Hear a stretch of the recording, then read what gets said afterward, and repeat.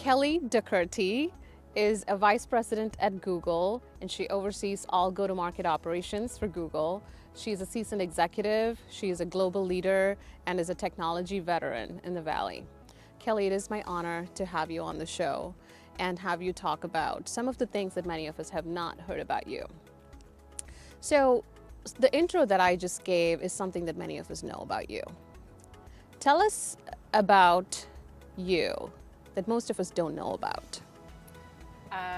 So that's kind of difficult, but so let me think. So I'm English, which I think everybody can probably hear from my accent, and actually somebody described me the other day as somebody from the Silicon Valley. I was kind of, well, not really. I've only been here for about 5 years. I'm a single mum of 2 boys, 10 and 12, Sam and Leo. And yeah, I've lived in France, I've lived in many places around the world. I speak French, and actually maybe an unknown fact is I actually studied international marketing. So even though I've been in sort of sales and technology all my career, that was actually my study. So maybe just a few little fun facts about me as a person. Yeah, thank you. Thank you for sharing that. So at Self-eSTEM, which is an organization that I sit on the board for, we believe in empowerment of young women starts at a very young age. And to me, I grew up in a very remote village or a township in the southern part of India. It's not very common that girls went way too far in their careers. Yeah. So a big part of who I am today is what happened at home.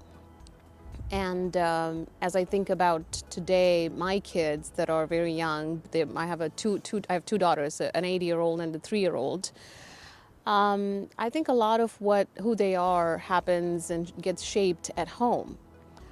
What are your thoughts around empowerment at a younger age? I think the foundation is younger rather than talking about STEM to kids when they're in college. It's too late by then. So I'd like to hear your thoughts on that. Yeah, no, I definitely agree. And I think both my parents were really influential in sort of who I've become, but for very different reasons. My dad definitely was pushing me quite strongly that girls can achieve exactly what boys can achieve. Yeah. And therefore gave me sort of exactly the same opportunities as my brother had, when that wasn't always the case at that time. So sometimes I remember my parents had some friends where, for example, the daughter went to a different school than the son because it was thought upon that the son should get the investment in his education, whereas the daughter should not. Whereas my dad always gave us, and my mum of course, both the same opportunities, and he even kind of like pushed me sometimes into things that maybe I wasn't so sure about, so maybe like advising me on which subjects I should take, and I was very grateful of course for the advice that he gave. And I'll never forget actually when I graduated and I thought, oh, I'll just take the summer to kind of chill out, and he said, no, you have to get up every day at like 7 o'clock, like people who go to work, and you're going to spend your time in the library writing to every company until you find a job. So I definitely didn't get to chill out that summer, but just that extra little push was super important for me as I was sort of making my way into my career. That's excellent. So you talked about being a single mom and your boys at home. How are you modeling that for your kids at home? And you know, it's just such an underrated, unspoken topic of being a single mom in the industry and being successful at it, and also being a full-time mom. These are 2 very different full-time jobs. Tell us about it. Yeah, so definitely not always easy. Obviously it gets a little bit easier as they get older, but you get different challenges at that stage, I would say. But yeah, I've always, my children have always been my number 1 priority. So whilst I might appear to be very focused on work, which I am, I'm also equally, if not more, focused on my children and the upbringing that I can give them and so on. And my boys have never known anything different than me working, really. So they find it very normal for a woman to be working, and also to be like quiet when I'm on calls, which I think everyone's had to do with COVID, and sometimes that I have to pick up calls on the weekend from time to time, or that I might have calls that are at a different time in a different time zone that might interrupt some of the things we want to do. So just generally been organizing, I guess, my time and making sure that I prioritize what's important, like making it to the school play when you can go in person, making it to sports day. I remember pretty vividly like flying back from the other side of the world and kind of running up with my rolly suitcase and making sure I saw the final races at school and so on. So all of those things have been super important for me as my kids have been growing up, and like the memorable moments, I hope that they'll remember as well, that I made the effort to be there, even when it was tough at times. For sure. I mean, it's definitely not easy. I remember the times when I'd get on a plane, and right when I would get out of the door to catch a plane, my daughter would just hold my legs and start crying. And break. So I remember so many Uber rides to the airports crying in tears. So what have you had to give up, Kelly, personally and professionally, to be a mom and to be a successful executive? I would say probably not had as much time as I would like at times to sort of, for myself, you know. So whether it be being able to always make it to the sports class you wanted it to make it to, or getting your nails done or your hair done or things like that, kind of take second or third priority, honestly. And I fit them in when I can fit them in. I do have support at home, so I don't want to diminish the fact that I'm lucky enough to be able to have a nanny who helps me with the kids, you know, during the day, which has been awesome. So I think that's important. If you can have help and surround yourself with some help, particularly when you don't live in the country where your parents are, which certainly is my case and might also be your case from the sounds of it. So you have to create an extended network, don't you, with friends and friends who become family, as we call it, and other people that can help you out. So maybe some of those things, I would say. Not always having time for myself, but really making sure everyone else is taken care of first, and the work is taken care of as well, and then moving on to trying to prioritize as well some time for me. So I really enjoy Pilates, so I try and squeeze that in at least once a week. If I could fit it in more, or a nice massage or something to kind of treat yourself as well is awesome. Yeah, that's great. And you talked about support and how important it is to create that ecosystem of support.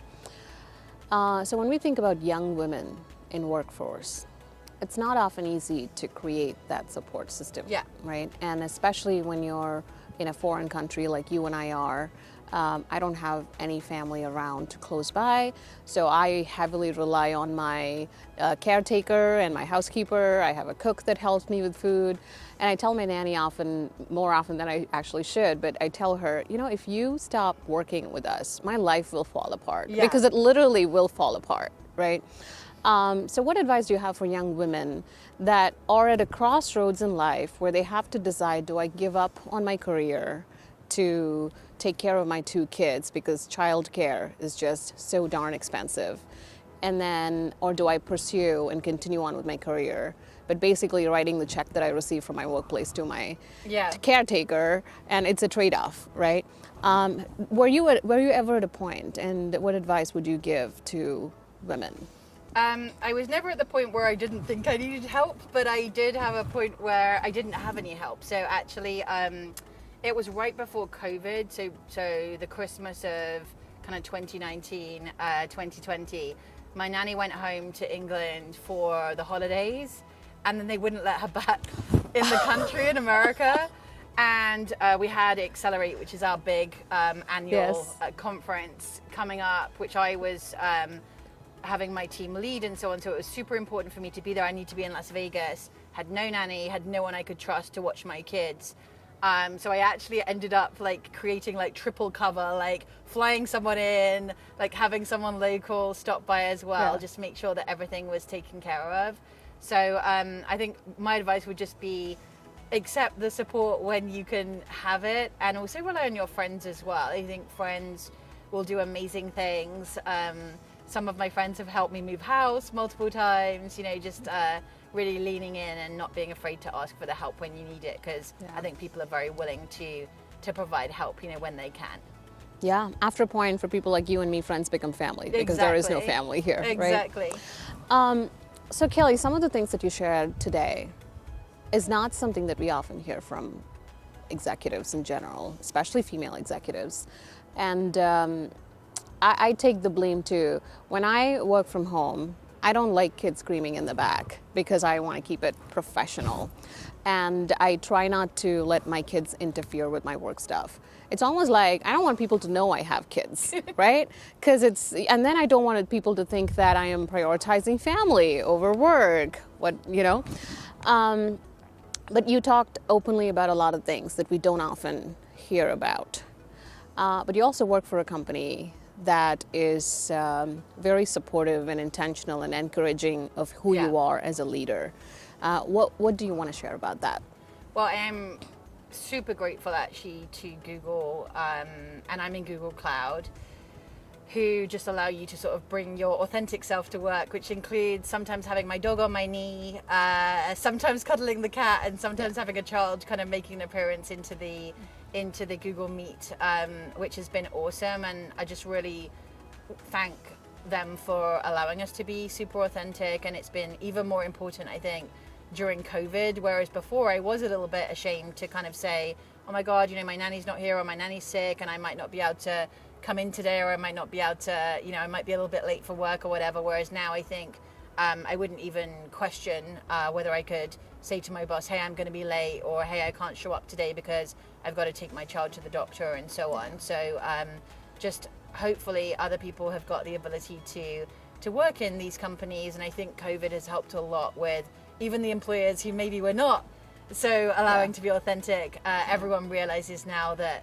people do have these families and other things at home that mean that they can't always be always on, and that they were allowed to bring their real self to work. Yeah, for sure. So earlier there used to be work-life balance, and now there's work and life. They coexist, and sometimes there's a blurry line, and you sort of figure out, right? But I think it's me. It's me and many women like me, and it's cultural too. That it's two separate things, and I don't want people to think that I have a family. So when we initially talked about this topic of empowerment to younger women and just wanting to chat about this topic, you immediately were very enthusiastic about discussing some of this, and you have a passion for this.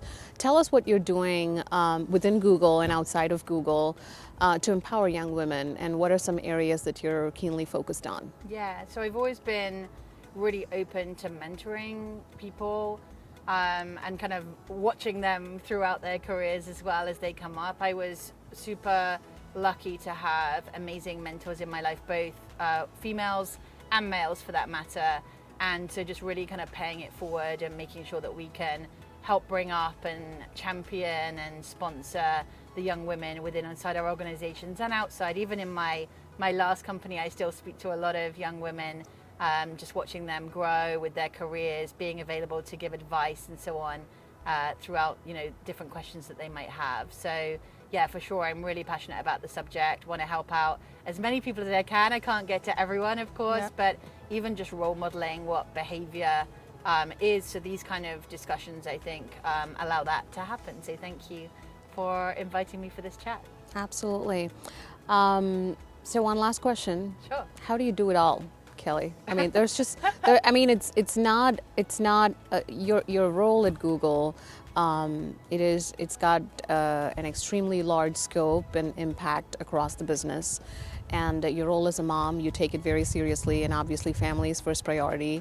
And at the end of the day, there is Kelly, the individual that's behind all of this, that needs to be taken care of too. So how do you do it all? I'm not sure that I always do it all, or I'm juggling everything always perfectly.